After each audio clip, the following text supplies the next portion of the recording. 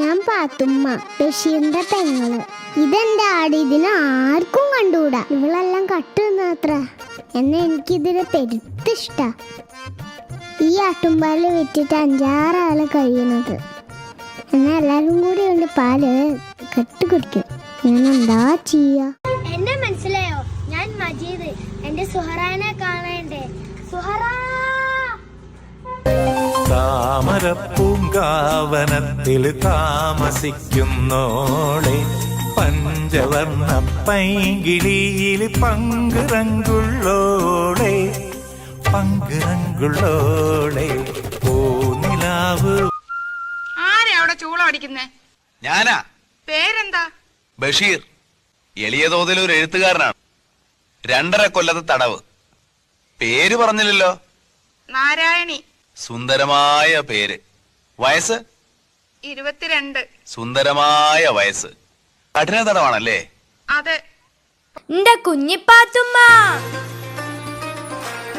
ഇസ്ലാമിയങ്ങളാണെങ്കിലും അയൽപ്പക്കങ്ങളിലെ പിള്ളേരുമായി കൂട്ടുകൂടരുത്.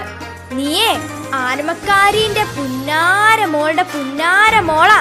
നിന്റെ ഉപ്പുപ്പാക്കേ ഒരാന ഉണ്ടാർന്ന്, വലിയൊരു കൊമ്പനാന. എന്റെ പുന്നാരാനേ. എന്നെ മനസ്സിലായോ? ഞാനാണ് മുച്ചിട്ടു കളിക്കാരന്റെ മകൾ സൈനബ. ഞാനൊരു ചായ്മക്കാനി നടത്താണ് കേട്ടോ. ചീട്ടുകളിയിലെ വാപ്പ തോറ്റാൽ മണ്ടൻ പപ്പ വാപ്പ.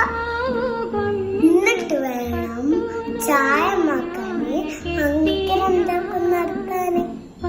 ഞാൻ പോയിച്ച് വരാട്ടോ പാപ്പനെ പൊപ്പിച്ചിട്ട്. എന്റെ എഴുത്തുകൾ വായിച്ച് ഏറ്റവും കൂടുതൽ ചിരിച്ചതും ഞാനായിരിക്കും, കരഞ്ഞതും ഞാനായിരിക്കും. കാരണം അതെല്ലാം എൻ്റെ അനുഭവങ്ങളായിരുന്നു.